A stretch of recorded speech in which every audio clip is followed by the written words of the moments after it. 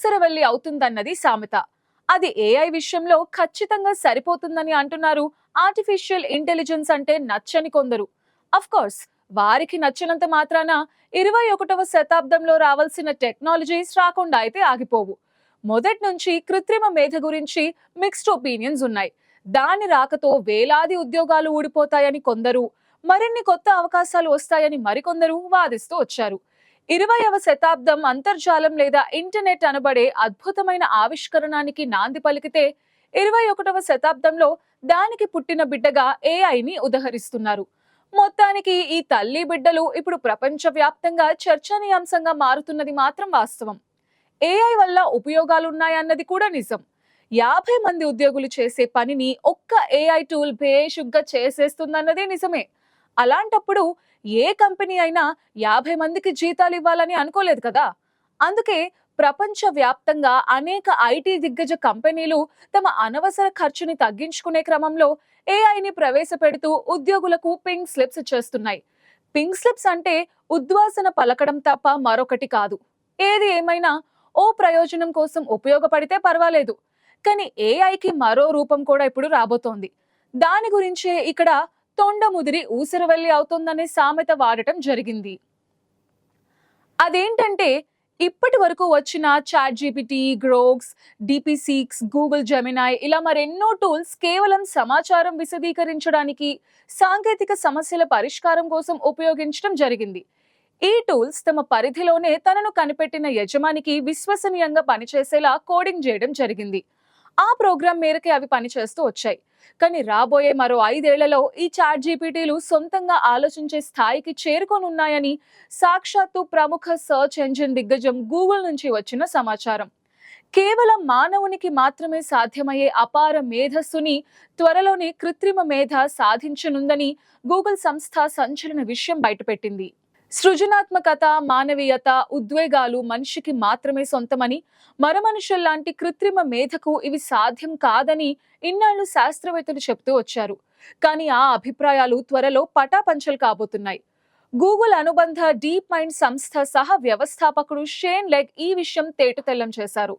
Shane leg సహ రచయితగా సేవలందించిన ఒక విస్తృత స్థాయి నూతన పరిశోధనా పత్రంలో దీనికి సంబంధిత వివరాలు ఉన్నాయి. మానవాళికి కృత్రిమ మేధ పెనుముప్పుగా పరిణమించనుందని ఈ అధ్యయన నివేదిక తీవ్ర ఆందోళన వ్యక్తం చేసింది. అంటే ఏఐ ఇప్పుడు కొత్త శక్తులను సమకూర్చుకుని ఏజీఐ కాబోతోంది. అంటే మనిషి కాబోతున్నాడన్నమాట. ఆ వంట్లో కరెంట్ ఉన్నంత కాలం అది మనిషి చేసే పనులన్నీ సొంతంగా ఆలోచించి చేయబోతోందన్నమాట. ఇక్కడే మరో ఉదంతం కూడా చెప్పుకోవాలి. మనం ఇప్పటి వరకు ఏఐ కంపెనీస్ చెప్పే మాటలే విన్నాం. వారు ప్రవేశపెట్టిన ఏఐ టూల్స్ పనితనాన్ని మాత్రమే చూసాం. కానీ లోపల ఏం జరుగుతోందన్నది మనకి తెలీదు. కానీ ఇలాంటి ఘటనలు జరిగినప్పుడే సదరు విషయాలు బయటపడుతూ ఉంటాయి.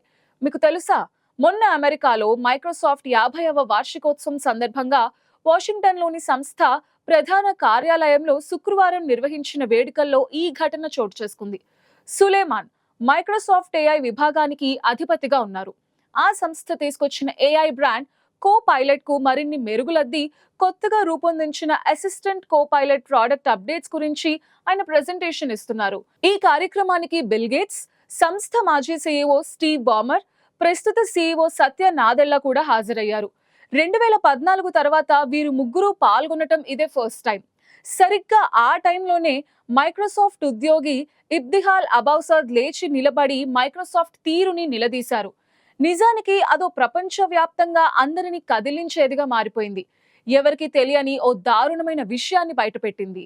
ఇంతకీ ఆ మహిళా ఉద్యోగి ఏమని ఆరోపించిందంటే, లాభాల కోసం ఏఐ టెక్నాలజీని ఆయుధాలుగా ఇజ్రాయెల్ సైన్యానికి విక్రయిస్తున్నారు. మా ప్రాంతంలో మారణ హోమం సృష్టించడానికి, జాతి నిర్మూలనకు ఏఐని ఉపయోగించడం ఆపండి. మీ చేతుల్లో రక్తం ఉంది. మొత్తం మైక్రోసాఫ్ట్ చేతుల్లోనే రక్తం ఉంది. గాజాలో అమాయకులను, పసిపిల్లలను చంపుతున్నప్పుడు మీరు ఇక్కడ వార్షికోత్సవం జరుపుకుంటున్నారు. మీకు సిగ్గుగా లేదా అని ఆమె ఆక్రోశించారు. మారణ హోమం కోసం ఏఐని ఉపయోగించడం ఆపండి అంటూ నినదించారు. ఆమె నిరసన తెలుపుతూ వేదిక వద్దకు వస్తూ ఉండగా సులేమాన్ తన ప్రసంగాన్ని నిలిపివేశారు. నేను మీ మాటలు వింటున్నా, థ్యాంక్ యూ అంటూ ఆయన బదిలిచ్చారు. భద్రతా సిబ్బంది ఆమెను అక్కడి నుండి బయటకు పంపివేస్తుండగా పాలస్తీనా వాసులకు మద్దతుగా ఉపయోగించే స్కార్ఫ్ ని ఆమె వేదికపైకి విసిరేశారు. ఆ తర్వాత కార్యక్రమం కొనసాగింది. కొద్దిసేపటి తర్వాత మరో ఉద్యోగి వానియా అగర్వాల్ కూడా లేచి నిలబడి తన నిరసనని తెలియజేశారు. ఇజ్రాయెల్ ఆర్మీతో ఏఐ ఒప్పందాలను వెంటనే రద్దు చేసుకోవాలని డిమాండ్ చేశారు.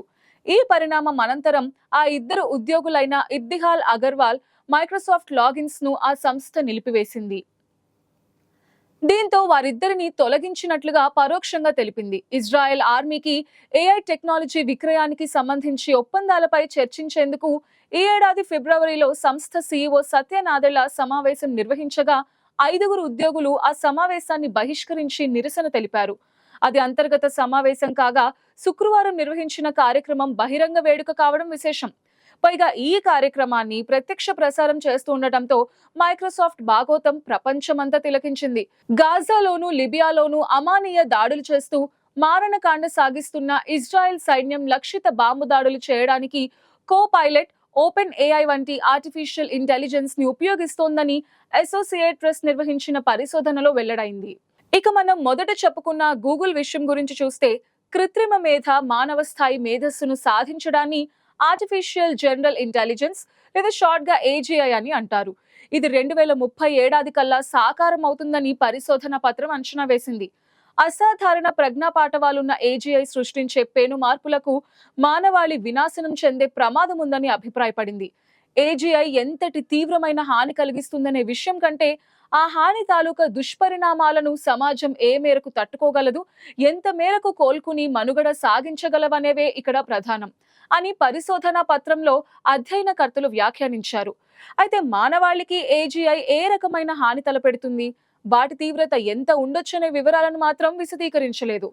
కాకపోతే ఏజీఐ ముప్పును ఎదుర్కొనేలా మానవాళి ఇప్పటి నుంచే సంసిద్ధం కావాల్సిన అవసరం చాలా ఉందని నొక్కి చెప్పారు. గూగుల్, ఇతర కృత్రిమ మేధ రంగ సంస్థలు కలిసి ఈ సమస్యకు ఉమ్మడి పరిష్కారం కనిపెట్టాలని సూచించారు. ఇక ఏజీఐ జిమ్మిక్కుల గురించి చూస్తే, అందుబాటులో ఉన్న సమాచారంతో ఏజీఐ చాలా విడ్డూరాలు చేస్తుంది. డేటాని తమకు అనుకూలంగా మార్చేస్తుంది. ఎవ్వరూ నమ్మలేని విధంగా దుర్వినియోగం చేయొచ్చు. తప్పల తడకగా డేటాలో మార్పులు చేయొచ్చు. డేటా ప్రాథమిక లక్ష్యాన్నే ఏమార్చే శక్తి దీనికి ఉంటుంది. ఇతరులకు హాని తలపెట్టేందుకు ఇప్పటికే కొందరు ఏఐని విస్తృతంగా వినియోగిస్తున్న నేపథ్యంలో రాబోయే 5 ఏళ్లలో అవతరించనున్న ఏజీఐ ఇంకెంత హాని చేస్తుందన్న అంచనాలకు అందడం లేదని పరిశోధన పత్రం ప్రస్తావించింది. ఏజీఐ శక్తి మానవ మేధను మించిపోవచ్చు. అప్పుడది సొంతంగా ఆలోచిస్తూ తనకు నచ్చిన ఫలితాలనే ఇవ్వచ్చు. అందుకే ఏజీఐని అత్యంత సురక్షిత వ్యవస్థగా మాత్రమే ఉండేలా, సంఘ వ్యతిరేక శక్తుల చేతుల్లో పడకుండా పరిరక్షించాల్సిన బాధ్యత అందరిపైన ఉంటుంది. ప్రపంచ దేశాల్లో ఏజీఐల కోసం ఎలాంటి పరిశోధనలు జరుగుతున్నాయనే దానిపై నిఘా ఉండాలి. మానవాళికి సురక్షితం కాని ప్రాజెక్ట్స్ పై కన్నేసి ఉంచేలా పెద్దన్న వంటి పర్యవేక్షణ వ్యవస్థను ఏర్పాటు చేయాలని సూచిస్తున్నారు నిపుణులు.